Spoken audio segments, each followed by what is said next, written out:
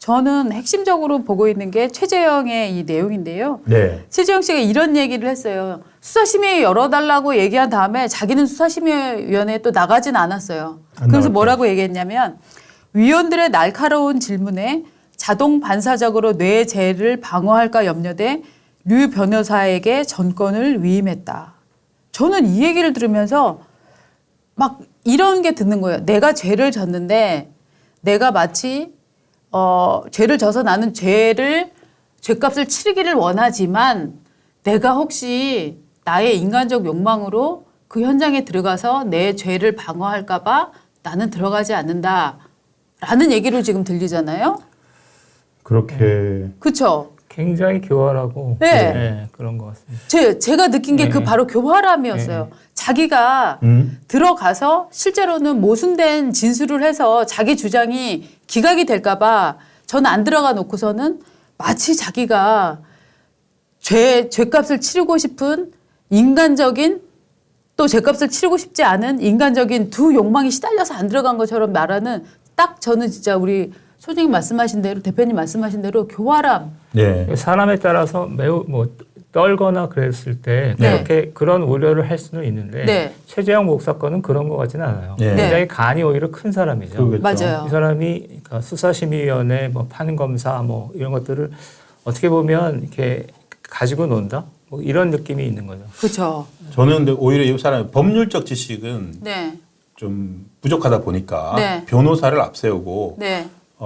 사실은 지난 5월 달에 처음으로 그 청탁보 위반으로 수사를 받으러 검찰에 출두할 때 이 사람이 뭐라 그랬냐면은 디올백은 김 여사를 만나기 위한 수단이었을 뿐이다. 네. 내가 취재를 위해서 만났다라고 말을 카메라 앞에서 한 적이 맞아요. 있어요. 기자들 카메라 앞에서. 네. 근데 그게 딱 잡힌 거예요. 말 실수가 된 거예요. 그러니까 네. 그 말 자체가 뭐냐면은 청탁은 애초에 없었다는 거거든요. 예. 그러니까 근데 그게 저는 사실은 진실하다고 생각을 하거든요. 근데 그런 식으로 수사심의위원들 앞에서 법률 전문가들 앞에서 말을 하다가 자기가 실수할 것 같으니까 변호사를 법률적 지식 때문에 간이 작거나 이런 게 아니라 그래서 이 뒤에 저는 어떤 게 있다고 생각되냐면은 당시 이 최재형 목사 뒤에 더 많은 사람들이 계속 이 사람을 조종을 하고 있다는 생각이 듭니다. 누군가가 누군가 조언을 하거나 예, 거치를 하는 그룹이 있는 것 같아요. 그렇죠. 그렇죠.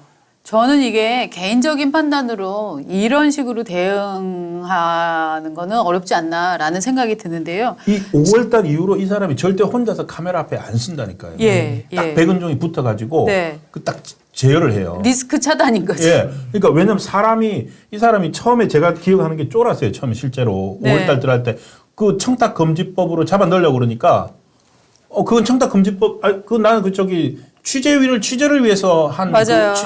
그 미끼야 함정이야 네. 라는 식으로 얘기를 했어요. 네. 그런 식으로 취재를 위한 거라고. 그러니까 취재면은 면책이 된다는 식으로. 네. 그렇게 나오니까 서울에서는 이쪽에서 야 그거 아니야 라고 밀어붙인 정황이 있었거든요. 그러니까 지금 이번에도 변호사를 앞세운 게 실제로 본인이 이런 것보다는 야 쟤 혼자 저기 가면은 실수한다. 예. 변호사 너 가지 마. 이런 식으로 누군가가 하지 않았을까. 연행되었을 때 제일 문제가 되는 게 그 혼자 있을 때의 고립감이거든요. 예. 네. 변호인이 들어오잖아요. 네. 변호인이 들어오면 뭐 이거 공안사범 얘기긴 한데 네. 뭐 맞거나 이런 일은 없으니까 네. 굉장히 안심이 되고 최재형 목사 같은 경우는 이제 최재형 목사가 좀 말을 함부로 하는 사람으로 저는 보입니다. 네. 근데 그걸 함부로 하는 것을 이제 그 변호사가 제어를 하니까 그런 것들을 다 코치를 해서 짜고 했던 것 같아요. 아주 네. 치밀한 계획적 어떤 모의 이런 네. 것들이 좀 쏟아진 모의. 것 같습니다. 네. 모의가 있었던 것 같아요. 여기서 이제 우리가 오늘 이제 그 NL 주사파 간별사를 모신 이유를 이제 예. 조금 더 이제 좁혀가 보면 좋겠는데요. 최재형 목사 간별해줘야 최재형 목사 같은 사람들은 지금 이제 우리가 목사라고 정확히 저는 사실 예. 얘기하기가 힘든 게 LA 쪽에 있는 그 이 사람이 퓰러 신학대학에서 박사를 받았다라고 하는데 네. 제가 그 학교 쪽을 알아봐도 그렇고 LA에 있는 목사 집단 알아봐도 그렇고 맞다. 그 미국 지인들 통해서 그때 한번 취재를 쭉 하셨죠. 최재형을 아는 사람이 예. 없어요. 그 사람이 거기서 교단 활동을 했다라고 얘기하는 사람이 지금 하나도 없는 상황이거든요. 이런 사람들 즉 이를테면은 한국에서 예. 활동을 하다가 종교를 기반으로 미국으로 가서 다시 미국 시민권을 갖고 북한에 가서 활동을 하는 사람들이 많이 있잖아요. 그 중에 예. 하나가 이제 최재형이다 이렇게 보여지는데. 그 해외 인사들이 최재형 씨는 생각보다 활동 범위가 광범위합니다. 네. 그러니까 남한에서의 활동, 해외에서의 미국에서의 활동, 북한에서의 활동을 예. 나눌 수 있는데 네. 미국 얘기만 한다면 이게 90년대 중후반부터 그런 친북이단들이 네. 만들어지는데 예. 대표적인 게 한호석, 노길남, 신은미 이런 사람들이에요. 맞습니다. 예. 예. 이런 사람들이 이제 그리고 이때 마침 북한의 대남 전략이 바뀝니다. 북한의 대남 전략이 예전에는 예. 그 대남 공작원이 내려와서 네. 뭐 서울이나 남한에서 사업을 하는 건데 예. 그게 대부분 다 깨지거든요. 네. 그래서 미주에서 목사 신분, 재미 교포 신분으로 하는 게 훨씬 효과적이다라고 판단해서 집중적인 작업을 하고 대표적인 인사가 한호석이죠. 한호석은 한국 그 주사파 운동의 물줄기를 바꿨을 정도로 굉장히 큰 역할을 했고요. 예. 그 다음에 이제 그런 활동들을 쭉 했고 예. 북한에 가서 최재형 씨는 북한에서는 뭐 두 가지가 있는데 하나는 맹경일 통일전선부 부부장을 만났는데 예. 그 사진은 뭐 엄청난 사진이죠. 네. 그 대남 공작의 최고 책임자쯤 되는 사람을 만났다. 네. 사진을 찍었다. 이거는 뭐 자기의 신원을 보증하는 정도의 역할을 하는 거고. 저희도 그때 한번 보여줬었죠. 네. 맹경일과 같이 네. 나와 있는 사진. 그러니까 남한 주사파한테 그 사진을 보여주면 이 네. 사람을 믿을 만한 보증 같은 게 되는 거예요. 아, 보증서. 신원보증이군요, 이게 네. 이를테면. 예. 그러니까 저는 궁금한 게 이 사람 뭐 양평 출신이라는 것 때문에 예, 이제 예. 김건희 여사한테도 접근이 가능했고 하는 거 보면은 남한 출신인 건 같아요. 예. 남한 출신인데 어느 시점에 북한을 갖고 저희가 어릴 때부터 과거부터 많이 들었던 말 중에 그 밀봉 교육, 예, 뭐 밀봉 교육이라고 하잖아요. 그게 이제 예. 어떤 시점에 알지 못하는 시기지만 북에 가서 일본 교육을 받았을 가능성이 있죠. 예. 그 받아서 가능성이 충분히 있어 예, 보이는 예, 거죠. 예, 이분한테. 그렇죠.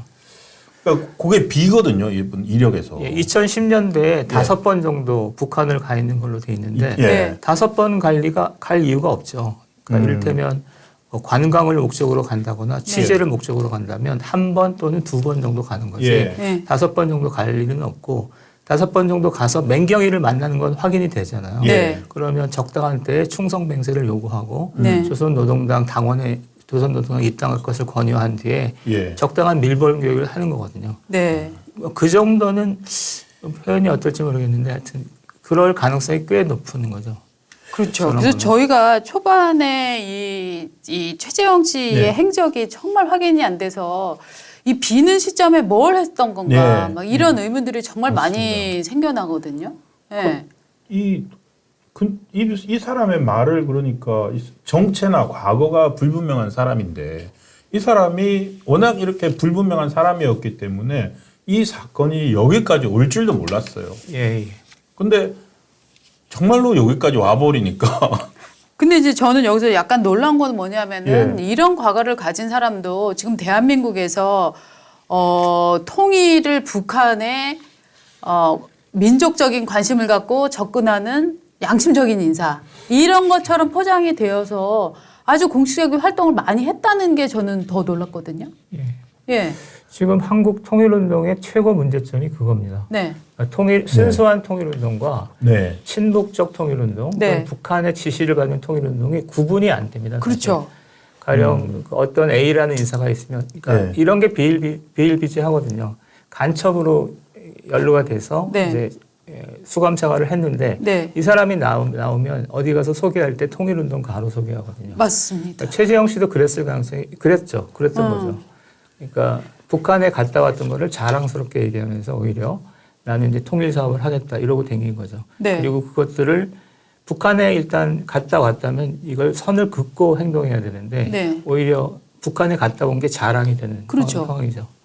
그리고 이제 그들이 쓰는 대부분의 이제 컨텐츠라고 하는 것들은 북한에 가니 인심이 살아있더라. 북한에 가니 사람이 살고 있더라. 북한에 가니 뭐 종교도 살아있더라.